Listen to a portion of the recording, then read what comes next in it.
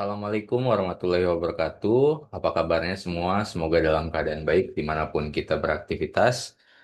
Pada kesempatan kali ini, izinkan saya Rendra Fernanda ingin mempresentasikan ujian akhir semester pada mata kuliah Business Communication yang dibawa oleh materi dengan dosen pengampu Ibu Rati Anggoro Wilis, SE, MM, CD, ME, S, CPOD.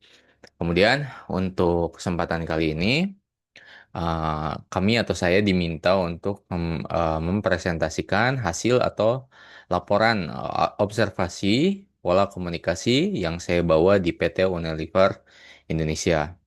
Baik, kita masuk saja ke presentasi pada kali ini, membahas mengenai analisis strategi komunikasi di internal dan eksternal. Oke, untuk agenda presentasi kali ini, saya ingin menginformasikan yang pertama ada profil singkat untuk mengenal lebih dekat di PT Unilever Indonesia. Kemudian ada struktur organisasi untuk memahami hierarki dan fungsi-fungsi utama. Kemudian ada gambaran pola komunikasi untuk menganalisis alur komunikasi internal dan juga eksternal. Kemudian juga hasil analisa yang menyajikan temuan kunci dari observasi. Kemudian kesimpulan dan saran, rekomendasi strategis untuk peningkatan. Dan juga yang terakhir ada dokumentasi observasi untuk foto-foto dan bukti pendukung observasi di lapangan. Oke, siapa yang tidak tahu dengan PT Unilever Indonesia? Melalui profil singkat, Unilever Indonesia berdiri pada 5 Desember tahun 1933. Status perusahaan ini perusahaan multinasional yang sangat terkemuka di Indonesia. Nah, untuk bidang usaha, produksi barang konsumen itu kebutuhan rumah tangga, perawatan diri, kemudian juga ada makanan. Nah, untuk segmen bisnis, ini adalah home and personal care and food and ice cream. Kemudian untuk jumlah brand, lebih dari 40 brand terkenal yang banyak sering diiklan atau dipasarkan di tenan-tenan atau di mall-mall besar. Kemudian untuk lokasi pabrik memiliki 9 pabrik besar di Cikarang dan juga di daerah Rungkut. Untuk karyawan, saat ini PT Unilever memiliki lebih daripada 4.000 karyawan. Status publiknya go public ini semenjak 1982. Adapun barang-barang brand terkemuka seperti yang di rumah tangga ada Pepsodent, ada Lux, ada Lifebuoy, ada Dove, ada Rexona, Vaseline, Rinso, dan ice cream dan lain-lain.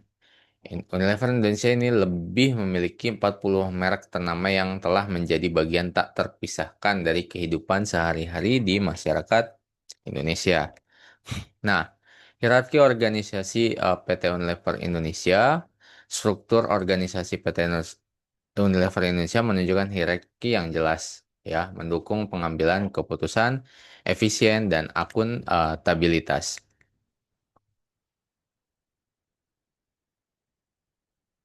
Oke, untuk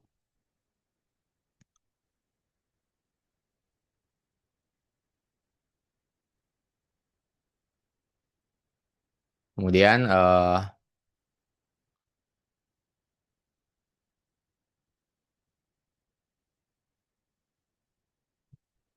Oke, kemudian untuk komponen hierarki utamanya ada di level tertinggi yakni ada RUPS atau Rapat Umum Pemegang Saham, ada Presiden Komisaris, kemudian Presiden Direktur memastikan visi dan arah strategis di perusahaan. Yang kedua ada level level direksi yang dipimpin oleh Chief Financial Officer, ada Direktur Home Care, kemudian ada Personal Care, Foods and Refreshment, dan juga ada supply chains, customer development, human resource, dan general counsel. Kemudian ada fungsi pendukung, yakni ada komite audit, audit internal, dan sekretaris perusahaan yang menyediakan pengawasan dan dukungan operasional yang vital. Nah, untuk pola komunikasi di PT Unilever Indonesia, Mereka memiliki atau menerapkan pola komunikasi vertikal dan horizontal. Ini untuk memastikan informasi mengalir secara efektif di seluruh organisasi. Nah, untuk analisa di komunikasi internal dan eksternal, untuk vertikal top down, yakni ada instruksi, kebijakan, dan arahan dari manajemen kepada karyawan. Untuk bottom up-nya, ada pelaporan, saran, dan umpan balik dari karyawan kepada manajemen. Untuk horizontalnya, antar karyawan atau departemen yang setara, kemudian memastikan koordinasi dan kolaborasi efektif antar tim atau departemen memiliki fungsional yang baik. Kemudian untuk eksternalnya, memanfaatkan media massa dan media sosial untuk menjangkau jaringan yang luas. Media relation juga dan kampanye lingkungan itu akan membangun citra positif. Kemudian peluncuran produk baru dengan strategi komunikasi yang sudah dan sangat terintegrasi. Untuk strategi komunikasi modern, Unilever Indonesia itu mendukung transparansi dan keterlibatan dengan pendekatan kolaboratif yang memberdayakan karyawannya.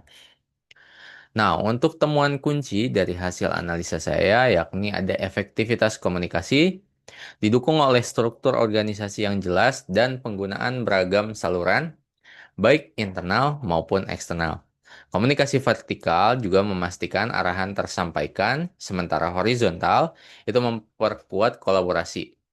Untuk krisis manajemen, strategi yang transparan, responsif, dan konsisten memungkinkan perusahaan menjaga kepercayaan publik, terutama saat menghadapi isu lingkungan yang didukung oleh strategi public relation yang efektif. Kemudian untuk digitalisasi komunikasi, media massa dan platform digital itu menjadi salah satu saluran utama untuk memperluas jangkauan pesan perusahaan dan menunjukkan adaptasi terhadap perkembangan teknologi untuk komunikasi terkini. Nah, pada kesimpulan dan saran, ya rekomendasi strategis, pola komunikasi PT Unilever Indonesia itu sangat efektif mendukung operasional, menjaga reputasi, dan mengelola krisis dengan sangat transparansi, yakni menjadi kunci kepercayaan publik. Nah, untuk saran pengembang, bisa memperkuat komunikasi dua arah antara manajemen dan karyawan. Kemudian meningkatkan keterlibatan dan motivasi kerja melalui inisiatif baru. Kemudian berinovasi dalam penggunaan teknologi komunikasi yang lebih efektif. Selanjutnya menjangkau pemangku kepentingan secara lebih efektif dan efisien. Baik, cukup sekian yang bisa saya presentasikan. Kurang lebihnya saya mohon maaf dan semoga bisa menjadi penyampaian yang baik ke rekan-rekan semua.